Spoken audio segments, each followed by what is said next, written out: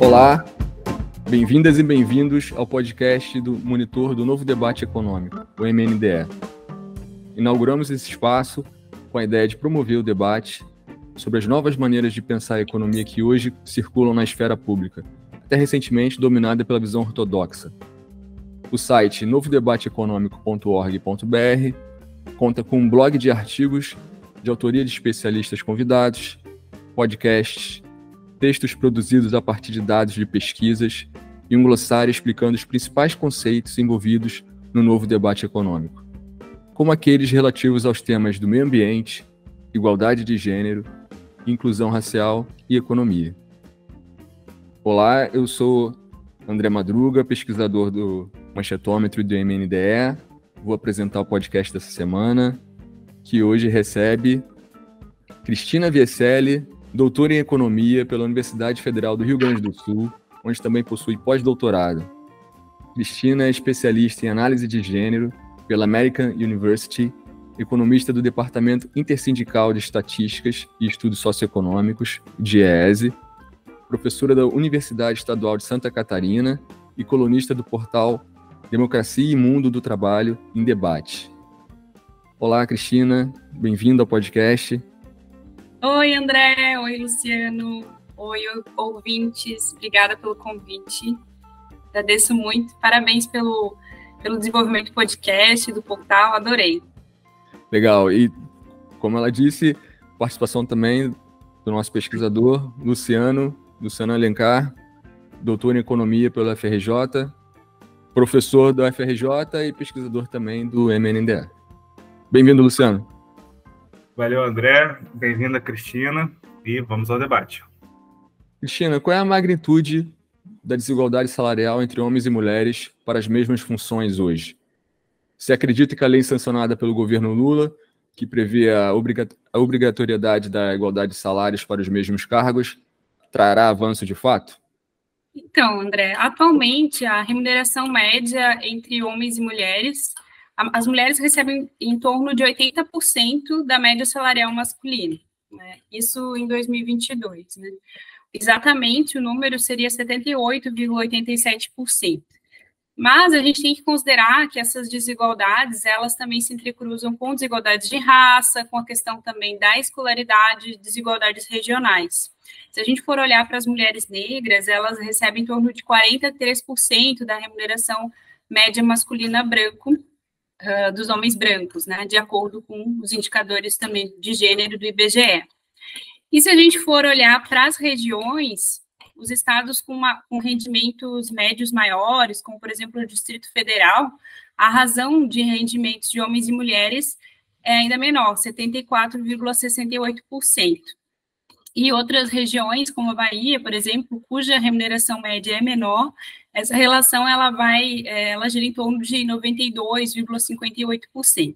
Então, assim, é difícil a gente mensurar a desigualdade salarial nas mesmas atividades, porque isso depende bastante de políticas internas de cada empresa, incluindo critérios vinculados aos planos de cargos e salários, que muitas vezes não são disponibilizados nem para os próprios sindicatos que representam aqueles trabalhadores, né?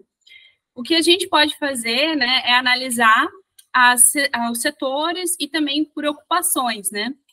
E esses indicadores, eles apontam que, mesmo quando as mulheres elas estão ocupadas nas mesmas funções, elas recebem remunerações inferiores, né? Se a gente considerar, por exemplo, dentro do Registro Anual de Relações de Informações Sociais, a RAIS, para o ano de 2021, que é o último ano disponível, dentre os 45 subgrupos de ocupações, somente 3 das mulheres recebem remunerações médias superiores às masculinas. E as maiores diferenças salariais por gênero, elas se encontram principalmente nas ocupações que aferem maiores remunerações médias. Por exemplo, dirigentes de empresas, organizações, em que a remuneração média feminina corresponde em torno de 51,4% da masculina.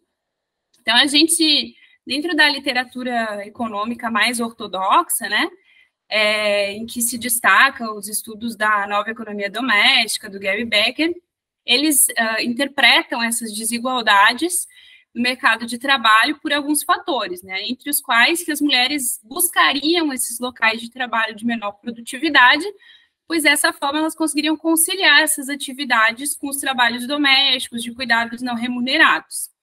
Além disso, né, a rotatividade feminina é maior, considerando o tempo de trabalho destinado para essas atividades também, e o custo de contratação das mulheres seria considerado superior, haja vista essa licença maternidade, 120 dias, e outras licenças que são normalmente tiradas por mulheres, né?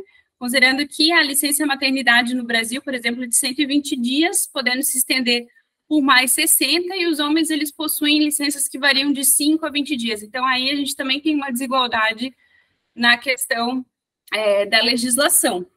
Além disso, as mulheres, elas seriam menos presentes em atividades que possuem maiores taxas de sindicalização. Já, se a gente for analisar dentro da economia crítica, da economia feminista, ela traz essa crítica às estruturas desiguais de gênero, né? Considerando que esse papel de cuidado é relegado às mulheres, e isso é feito de forma muitas vezes gratuita e define os locais que elas irão ingressar no mercado de trabalho, e além disso que essas atividades elas possuem um menor valor social e econômico. E o que a gente enxerga, né, e também que é muito debatido dentro da economia feminista, é que todas as mulheres, elas são, em menor ou maior grau, mas todas elas são penalizadas por esses trabalhos de cuidados, considerando que tanto os empregadores, como os estados, como o Estado, como a sociedade, relega esse papel de cuidadores. Em relação à pergunta sobre a lei, né? A Lei 14.611, que ela foi promulgada agora em julho, né, é um avanço muito importante para a promoção da igualdade salarial e também não só a igualdade salarial, mas também a igualdade de oportunidade de gênero. Ainda que esse regramento ele já fosse anteriormente assegurado, né, já é assegurado pelo artigo 5º da Constituição Federal de 88 e também no artigo 461 da CLT. Além disso, o Brasil já havia ratificado convenções da OIT que tratavam sobre o assunto, como a Convenção 100 de 1951, que trata sobre a igualdade de remuneração entre homens e mulheres, e a Convenção 111 de 1958, que trata sobre a discriminação em matéria de emprego e remuneração. E a lei brasileira, né, ela também está em consonância com os Objetivos de Desenvolvimento Sustentável, em especial o Objetivo de Desenvolvimento Sustentável 5, que trata sobre igualdade de gênero. Então, o que essa lei traz, né, como avanços? Ela, para além desses regramentos que já existiam no Brasil, ela traz uma série de regramentos, tanto para assegurar a igualdade salarial, como prevendo multa e fiscalização, como também para que as empresas promovam a presença de mulheres em cargos gerenciais. Então, quanto às multas, né, a lei estabelece que, caso seja constatada a discriminação, não só de sexo, mas também de raça, de etnia, de idade, essa penalização ela vai corresponder à diferença salarial devida e à previsão ainda de multa, caso ocorra descumprimento da lei, que deve corresponder ao novo salário da trabalhadora multiplicado por 10 vezes. E caso haja reincidência, tem agravante previsto em lei também. Outro avanço que eu acredito que seja bastante importante é a questão da transparência. As empresas, pela lei, elas são obrigadas a estabelecer mecanismos e critérios salariais e remuneratórios. E aquelas com mais de 100 trabalhadores devem publicar relatórios semestrais. E esses relatórios, eles devem possibilitar a comparação da remuneração entre homens e mulheres, bem como estatísticas sobre raça, etnia, nacionalidade, idade, considerando a proporção da ocupação em cargo de direção, gerência e chefia. Nesse caso, então, de descumprimento, a empresa é obrigada a definir um plano de ação com garantia de representação sindical e também com garantia da presença de trabalhadores nos locais de trabalho. Então, a gente enxerga que essa legislação ela permite que a sociedade, né, a classe trabalhadora, abram essa caixa preta que eu falei lá no início, né, que é difícil da gente identificar se realmente as mulheres estão ocupando o mesmo cargo e estão recebendo salários desiguais, ou a política da empresa não incentiva a promoção de mulheres.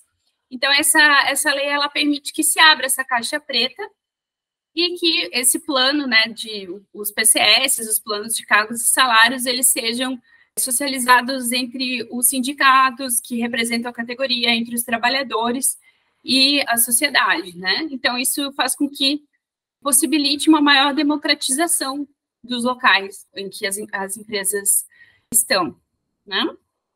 Então, eu enxergo, né, e acredito que boa parte do movimento feminista também, que é um grande avanço em termos legislativos, né? Mas a gente tem que colocar algumas ressalvas, né? Que para alcançar essa igualdade efetiva de gênero, né, é necessário que essa legislação ela também esteja alinhada com outras políticas voltadas para a promoção, principalmente de um sistema de relações de cuidados integral, né, que inclua tanto mudanças no aparato legislativo, como eu falei, né, considerando essa maior igualdade, ou igualdade plena das licenças parentais, que existem em diversos países da América Latina, como, por exemplo, o Uruguai, mas também a oferta de infraestruturas de cuidados, como, por exemplo, a ampliação da oferta de escolas de educação infantil, de ensino básico integral. Essas políticas voltadas para os cuidados, a gente enxerga que elas contribuem tanto para a redistribuição desse trabalho não remunerado por toda a sociedade, como também o aumento da empregabilidade feminina, que a taxa de participação das mulheres no mercado de trabalho no Brasil é bastante baixa. E também possui reflexos no bem-estar social, principalmente se a gente pensar nas futuras gerações. Então, a gente enxerga ainda, né, que há uma grande incidência de mulheres empregadas como autônomas, informais, né, o que colocaria elas de fora da nova legislação e também dos direitos assistenciais e previdenciários, né? Isso é outra questão que tem que ser repensada, né, de como estender esses direitos assistenciais e previdenciários para toda a classe trabalhadora, né? Nesse sentido, então, é necessário uma política voltada para a geração de trabalhos decentes e com especial atenção para essas mulheres que estão na base, que são as mulheres negras, as mães solo, que são mais vulneráveis à pobreza. Essa questão da economia do cuidado é fundamental, mas antes de entrar, eu queria abordar um pouco mais essa questão do mercado de trabalho, porque é muito comum, principalmente no setor público, né, onde é basicamente tabelado assim, as remunerações de acordo com cargos, por exemplo, no Exército ou na universidade, é muito comum se negar a desigualdade salarial falando que as pessoas costumam receber o mesmo pelos mesmos cargos, né? Sim. Mas não se leva em conta a questão de que os cargos de maior remuneração e maior prestígio, em geral, são ocupados por homem. É o conceito de desigualdade vertical, né? Você podia falar um pouquinho a respeito e se existem formas de mensurar isso? Assim, dentro da literatura feminista, que trata sobre questões de desigualdade de gênero, né, há dois tipos de segregação. A horizontal, que é aquela que define quais são os espaços dos homens e quais são os espaços das mulheres, e a vertical, como você falou, né, que define que esses espaços ocupados pelos homens, eles são hierarquicamente superiores e recebem remunerações superiores ao das mulheres. Em relação à questão da segregação horizontal, a gente enxerga que as mulheres, elas ocupam essas atividades tradicionalmente voltadas aos cuidados, né, que elas criam benefícios sociais que são de difícil mensuração, né, por parâmetros econômicos que normalmente são utilizados pelo mercado e também pela economia tradicional e ortodoxa. Você falou sobre o setor público. O setor público é um importante exemplo tanto de segregação horizontal como de segregação vertical. É um espaço que é muito procurado pelas mulheres, principalmente as mulheres com maior escolaridade, né? Se a gente for olhar os dados da RAIS, do total de empregos formais femininos que estão ali elencados na RAIS de 2021, 22,86% eram empregos estatutários, né? Se a gente for olhar a relação dos homens, é de 11,36%. E as mulheres, elas compreendem 61,79% do funcionalismo público. A maior parte desses funcionários públicos, eles recebem remunerações de até 4 salários mínimos. Isso ocorre tanto para os homens quanto para as mulheres, né? Só que as mulheres, elas vão estar empregadas em atividades, por exemplo, como professoras de ensino fundamental, professoras de ensino médio, professoras de educação infantil, técnicas de enfermagem. Já os homens, eles vão estar também como professores, mas também em outras atividades como vigilantes, que tem maior peso para os homens. Então, existe essa segregação aí horizontal. Se a gente for olhar para a elite do funcionalismo público, né, para aqueles cargos que recebem maiores remunerações, como você falou, a maioria daí já é formada por homens, né? Por exemplo, se a gente for pegar promotores públicos, 59,59% são homens. Os magistrados, 59,81% são homens. Auditores fiscais do Tesouro Nacional, 69,33% são homens, quase 70% são homens, né? O que a gente enxerga, né? E isso considerando que as mulheres, elas têm uma maior escolaridade que os homens, né? Então, a gente enxerga que há essas barreiras de entrada para as mulheres conseguirem também ingressar nessas carreiras de maiores remunerações. Assim como acontece no setor privado, acontece também no setor público, né? O que a gente chama dentro da economia feminista, dentro das análises de gênero em geral, análises feministas em geral, a gente chama de teto de vidro. São essas barreiras de ingresso das mulheres para essas carreiras de maior prestígio, de maior remuneração. Se a gente for olhar no funcionalismo público, a competição de elite, né? A competição entre os homens e mulheres por essas ocupações de maior prestígio é desigual, né? Considerando que essas carreiras, elas exigem um tempo de preparação que muitas vezes é impossibilitado, né? Pelas pessoas que têm responsabilidade de cuidados, pelas pessoas que têm os afazeres domésticos em maior nível, né? Então, a gente enxerga que há essas segregações de gênero, de raça, de classe, também no ingresso das carreiras de elite do funcionalismo público, o que poderia ser mitigado através de políticas de cotas. Cristina, como a divisão social de trabalhos entre gêneros se traduz em desigualdade? Em que consiste a chamada pobreza de tempo, que você já meio que citou, e como ela se desdobra da economia para as outras áreas da vida social? Então, a gente percebe que essas estruturas desiguais de gênero, elas estão associadas a normas sociais, ao acesso das políticas voltadas para os cuidados, à democratização dos espaços públicos e privados. E essa estrutura, ela reflete em desigualdades relacionadas tanto à participação no mercado de trabalho, que no Brasil e na América Latina a participação feminina é bastante baixa, em torno de 45%, 50% das mulheres participam do mercado de trabalho. Também, né, os locais em que as homens e mulheres vão se inserir, como eu falei anteriormente, né. Então, quem é mais prejudicado nesse cenário são as mulheres pobres, principalmente as mulheres negras, que são mães, que têm uma sobrecarga de trabalho não remunerado, né, considerando que essa camada, ela tem baixo acesso ao sistema previdenciário, sistema de seguridade social, como eu falei, mas também menor acesso aos recursos públicos, como escola de educação infantil, né? Normalmente elas residem longe dos locais de trabalho, longe dos serviços de saúde. Então, essas mulheres, essa camada da população, elas têm o que a gente chama de uma constrição de tempo, né? E o tempo dela se divide em muitas e múltiplas atividades. A gente enxerga que, como a renda das mulheres, que são chefes de família, é cada vez mais importante para o sustento familiar, elas procuram ocupar o seu tempo em várias atividades remuneradas que se multiplicam entre as atividades não remuneradas. Então, isso faz com que, além do tempo de planejar todas essas atividades, que vai gerar uma carga mental, né? Então, a economia feminista, ela entende que é necessário, né, para além dos parâmetros que normalmente são utilizados para a mensuração de pobreza, né, que é a renda, que se utilize o tempo como um parâmetro importante aí de mensuração do bem-estar. Se a gente considerar, por exemplo, um domicílio com a mesma renda mensal, vamos dizer, 2 salários mínimos, e o primeiro tem 2 pessoas que trabalham, segundo somente uma pessoa que trabalha e outra permanece em casa, realizando atividades domésticas de cuidados, alimentação, a gente percebe, né, que no primeiro caso, em que as duas pessoas trabalham, né, haverá menos tempo disponível para a realização dessas atividades que não são remuneradas, né, bem como atividades de lazer, comparativamente ao segundo caso.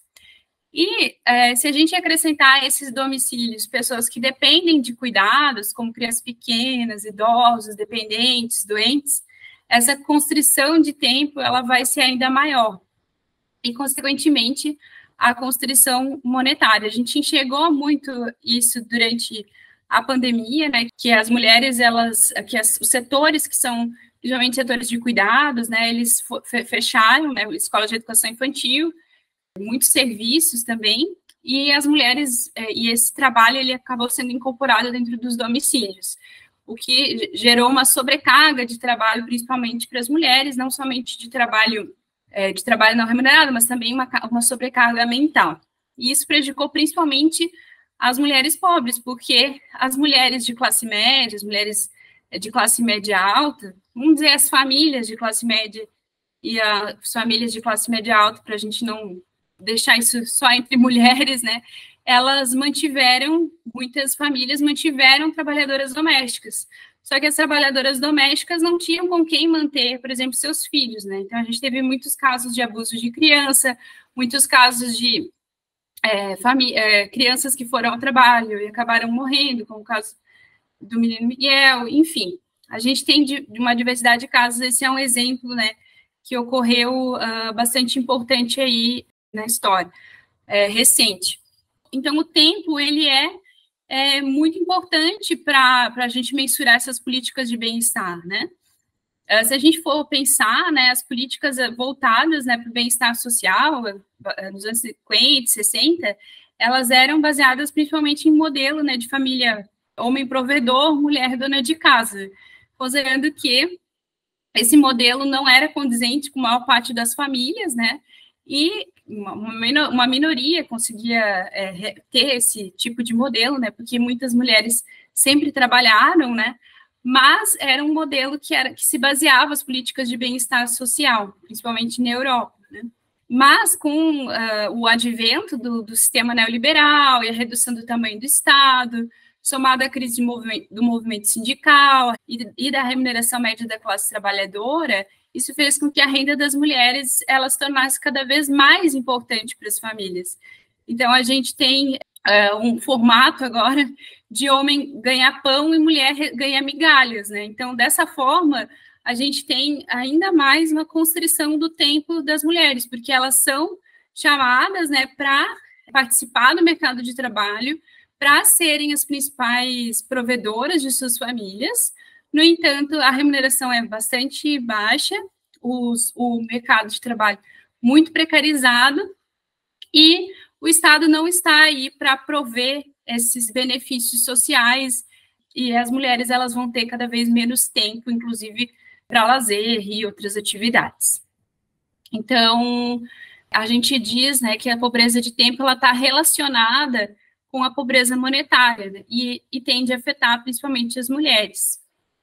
E a mensuração desse tempo, ela deve ser um importante balizador das políticas públicas, né? Infelizmente, o Brasil ele não possui uma pesquisa de uso do tempo que seria um padrão ouro, né, que a gente chama que seria as pesquisas utilizando diários de uso do tempo, o que vai invisibilizar parcelas importantes desse tempo de trabalho não remunerado, voltado às atividades domésticas e de cuidados.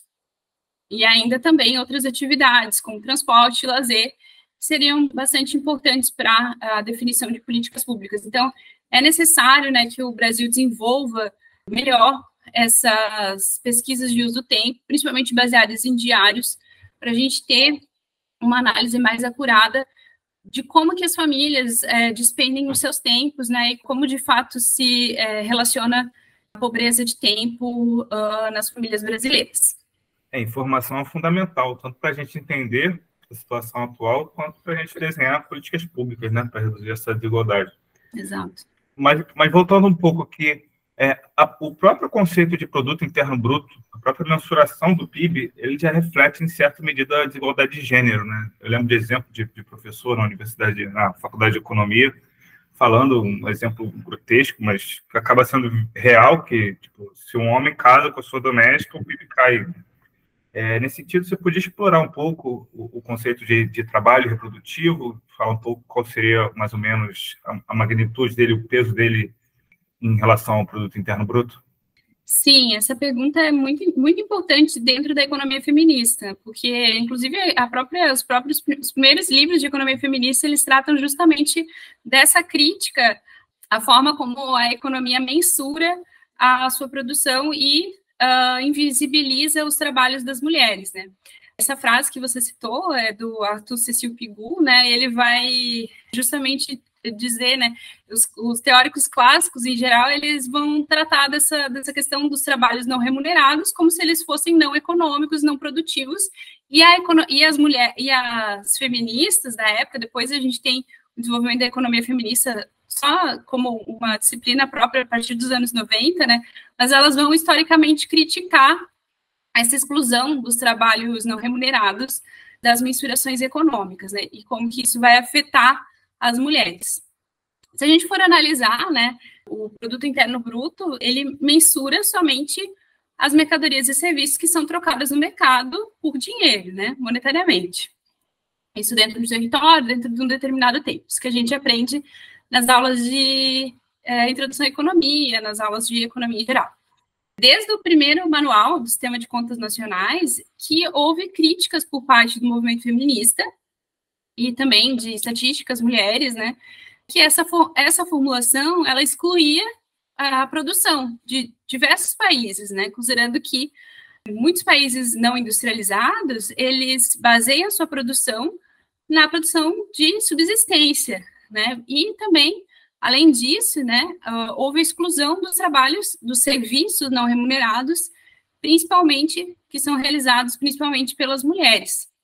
Se a gente for olhar as atualizações dos manuais de sistema de contas nacionais organizados pelas Nações Unidas, houve avanços nesse sentido, né, considerando que a produção para autoconsumo passou a fazer parte da mensuração do PIB dentro do manual de sistema de contas nacionais, porém os serviços que são realizados dentro dos domicílios, eles não são contabilizados na fronteira restrita do sistema de contas nacionais. Na atualização última do Sistema de Contas Nacional, há uma indicação de que deveria ser mensurado esses serviços e contabilizados em contas satélites, né? Mas há uma indicação de não mensuração desses serviços, não imputação de valor desses serviços e inclusão deles na fronteira restrita do Sistema de Contas Nacional. Essa é uma discussão bastante profunda e interessante, assim, do porquê, e eles elencam vários motivos do porquê que esses serviços não estariam dentro da fronteira restrita, sendo que outros serviços estão, por exemplo, os aluguéis de domicílios próprios são imputados valores, e os serviços não. E uma das justificativas é justamente porque o valor dos serviços domésticos seria de difícil mensuração, que o objetivo do Sistema de Contas Nacionais não é mensurar o bem-estar.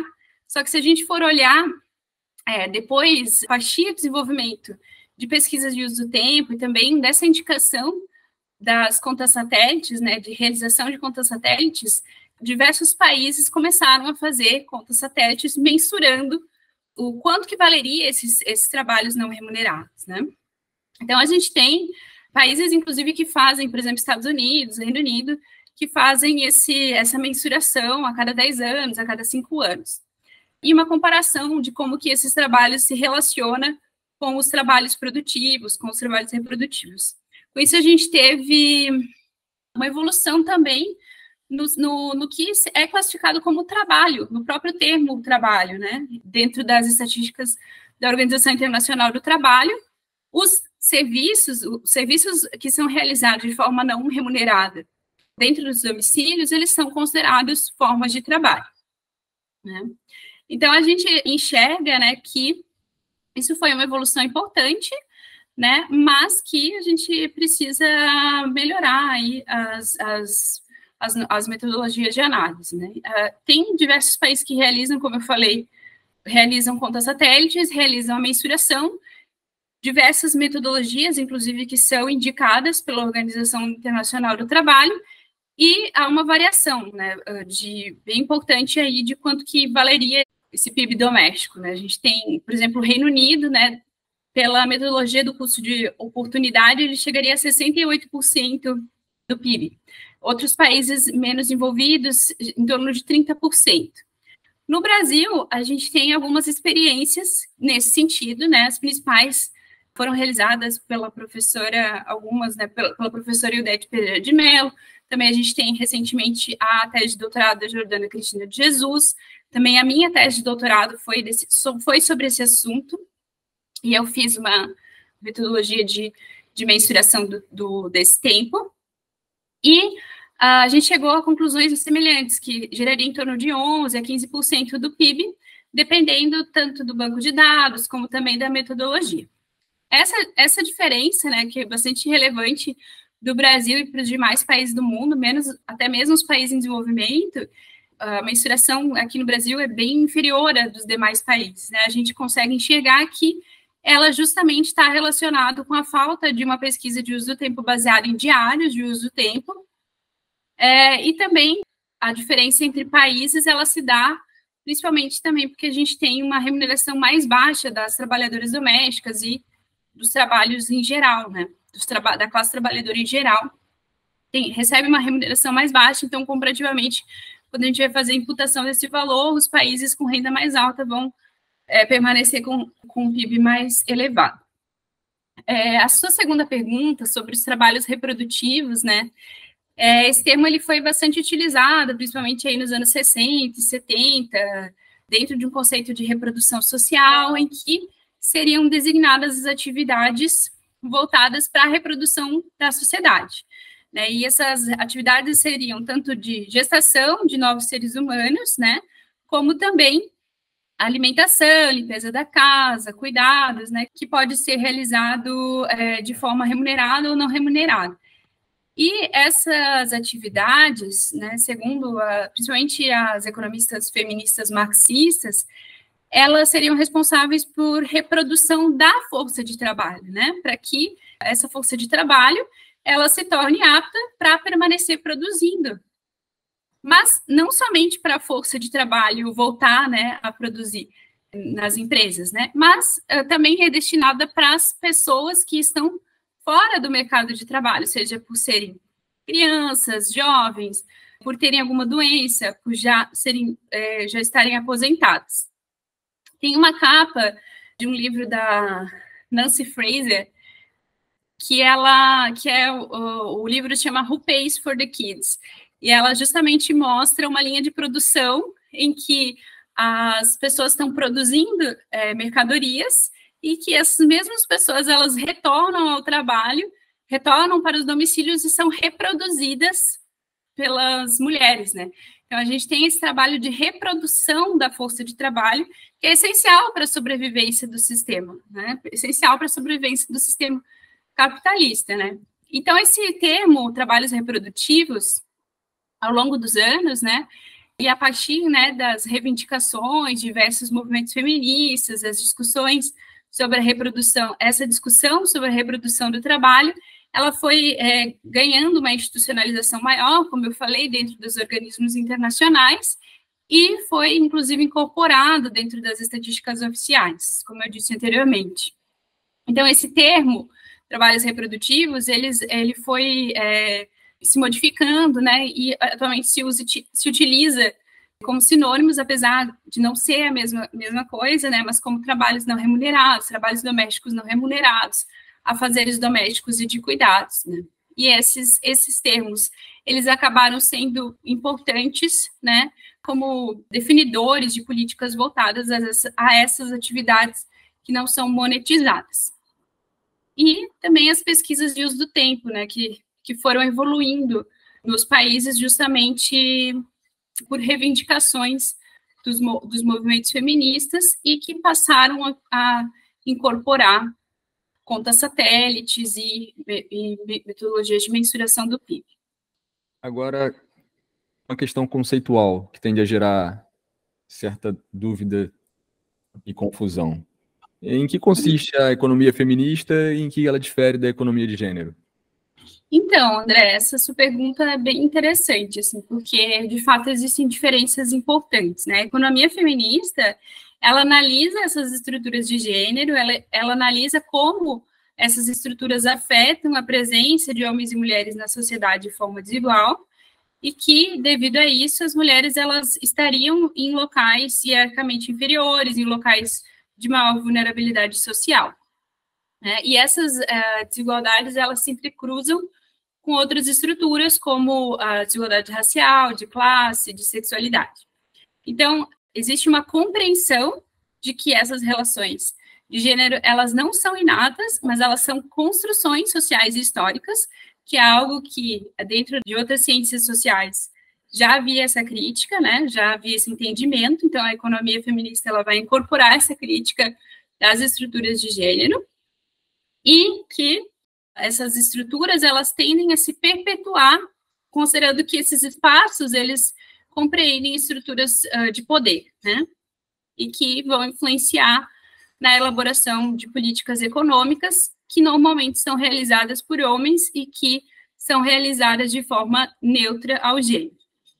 Então, além dessa análise crítica dos efeitos desiguais das estruturas de gênero, existe também uma busca pela formulação de políticas econômicas que transformem essa realidade, que incorporem os trabalhos das mulheres dentro das suas perspectivas. Por exemplo, né, dentro de políticas fiscais, da política tributária, é importante que tenha um olhar sobre como essas políticas tributárias vão afetar nas desigualdades de gênero, né? As políticas tributárias não são neutras ao gênero, né? Inclusive, eu fiz um trabalho recentemente com outro professor da URGS que justamente vai fazer essa análise de como a tributação no Brasil ela tende a ser desigual ao gênero e fortalecer essas estruturas desiguais. Então, a economia feminista ela difere da economia de gênero, né? Porque a economia de gênero ela vai analisar essas diferenças entre homens e mulheres sem fazer essa crítica, né? Sem considerar que essas estruturas de gênero elas são composições, elas são reflexos de uma estrutura hierarquizada, né? Ela vai definir essas estruturas como inatas, né? Então, um exemplo, né, como eu falei anteriormente, da nova economia doméstica, cujo principal precursor aí é o Gary Becker, ele vai considerar que a racionalidade dos homens e mulheres são diferentes e as mulheres elas vão procurar se especializar nessas atividades de menor remuneração, porque elas vão receber, a partir dessas atividades de menor remuneração, uma maior eficiência econômica, considerando que elas são mais aptas a serem trabalhadoras de cuidados. Então, aí que é a principal diferença. Não é para a economia feminista, não é uma questão de escolha, né, é uma questão de estrutura, né, que pode ser mudada e que deve ser modificada. A economia feminista, inclusive, né, ela tem uma associação importante, que é a IAF, né, a Associação Internacional de Economia Feminista. Tem uma revista importante da IAF, com congressos anuais, né? Então, desde os anos 90, né, tem vários institutos que estudam essa agenda de pesquisa, e aqui no Brasil a gente tem núcleos de pesquisadoras que estão se criando em diversas regiões do país, inclusive eu participo de um núcleo brasileiro nacional, né, que é o REBEF, que é a Rede Brasileira de Economia Feminista, que logo vai ter um site aí, e a gente está organizando um site e estamos organizando aí diversas produções nesse sentido. Já fazendo uma propagandinha. Não, justamente, para encerrar, queria que, se você puder indicar mais referências, assim, não só acadêmicos, mas também páginas, sites, portais, onde as pessoas que queiram se aprofundar, entender um pouco mais sobre a economia feminista, possam buscar informações assim bem embasadas, se você puder. Sim. Então, como eu disse, né, a IAF ela é um grupo internacional de economia feminista, uma associação internacional de economia feminista, E tem um jornal importante, né, que é o Feminist Economics. Então, ali você vai ter acesso a muitas produções e também a uma rede de economistas feministas internacionais. Todo ano tem um congresso internacional, a gente está querendo trazer ele para cá, né, provavelmente a gente vai conseguir trazer em 2025 ele para o Brasil. Então, quem é interessado em economia feminista, procure o site da International Association for Feminist Economics, a EAF. E no Brasil, a gente tem diversos núcleos de economia feminista. Na URGS, a gente tem núcleo de economia feminista. Aqui na UFSC, a gente também tem um núcleo. Tem na UF, na Unicamp, essa rede de brasileira de economistas feministas também está sendo criada, então é algo mais incipiente, mas está em ascensão, está crescendo, né? Além de diversos núcleos na América Latina e associações também na América Latina. Alguns livros, né, que eu indico, né, assim, dentro da, não somente dentro da economia, né, mas tem livros que são muito importantes para a área de estudos feministas, por exemplo, o livro da Henriette Sapiotti, A Mulher na Sociedade de Classes, Mito e Realidade. Esse livro, a Henriette, ela não é economista, mas acho que é bastante importante também ter essa perspectiva da Henriette, que ela é uma precursora nesses estudos, né.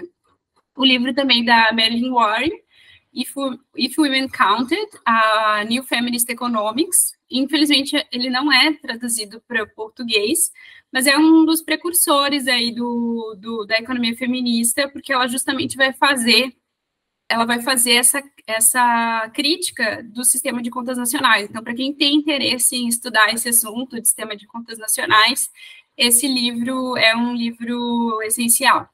Eu também citei, durante a entrevista, a Nancy Forbre. Agora, eu não sei se eu citei ela como Nancy Forbre ou Nancy Fraser, as duas têm o mesmo primeiro nome, mas as duas escrevem sobre feminismo, mas a Nancy Fraser, ela não é economista, a Nancy Forbre é economista, acho que eu falei como Nancy Fraser. Mas esse livro, Who Pays for the Kids, também é bem importante, né, porque ele justamente vai trazer essa crítica das estruturas econômicas e como que elas excluem o trabalho das mulheres. Então, é bem legal. Também, acho que não tem tradução em português, mas tem um livro que foi traduzido recentemente para português, de uma economista francesa, a Hélène Perivier, que é a economia feminista, porque a ciência econômica precisa do feminismo e vice-versa. Esse livro é um livro bastante importante, acho, como uma introdução à economia feminista. Acho que é legal, assim, para as professoras que estão dando essas disciplinas, tanto para estudantes que estão interessados, como também as professoras que estão dando essas disciplinas como introdução à economia feminista. O núcleo de estudos em economia feminista da URGS está estudando esse livro e eu recomendo, ele é bem interessante, até como forma de fazer uma crítica à própria incorporação do conceito de gênero e de como que esse conceito foi incorporado dentro das perspectivas internacionais e do próprio liberalismo econômico, de que seria mais eficiente incorporar as mulheres no mercado de trabalho, nos locais de poder, nos locais gerenciais, como se a eficiência fosse por si um argumento suficiente, né, e não a justiça. A gente busca uma sociedade justa, não a gente busca uma sociedade mais eficiente, né? Então, essa perspectiva da Helene é muito interessante para a gente repensar os próprios valores e parâmetros econômicos. Tem uns podcasts, tem um podcast Economistas, que justamente traz essa perspectiva de dentro da economia feminista, economistas. O que mais que a gente tem? Sim, daí dentro da área de movimentos sociais, né, a gente tem a Sempre Viva Organização Feminista, SOF, né, Gênero e Número, que é um portal muito interessante, né, para economistas gostam muito, né, de mostrar dados, eu acho que são importantes. Então, nesse sentido, Gênero e Número é um portal bem legal, que ele traz diversos indicadores de gênero e de assuntos atuais. Então, esse portal tem algumas publicações que são realizadas pelo Instituto de Justiça Fiscal, dentro da área fiscal, né? Inclusive, esse estudo que eu fiz, que eu citei, né, que eu fiz com o professor Robert, da URGS, ele está nesse portal. Existe daí, dentro da área do feminismo, né, o portal Relé10, que é muito importante para o feminismo negro. Tem bastante coisa. É isso. Chegamos ao fim de mais um podcast. Cristina, excelente participação. Gostamos muito. Foi uma aula, né? Obrigada, André. Eu que agradeço o convite. Eu adoro podcast. Eu tinha um podcast também, chama Outra Economia. Ele, na verdade, está disponível aí nas redes. É bem, bem bom. Mas ele parou de ser gravado. Fica a dica. Tá convidado já para outros episódios. Luciano, Obrigada. também, obrigado pela participação. Alô, foi um prazer entender um pouquinho mais sobre economia feminista. Acho que é um assunto que ainda dá para muitos podcasts. E vamos que vamos. É isso, obrigado a todos os ouvintes e até o próximo episódio.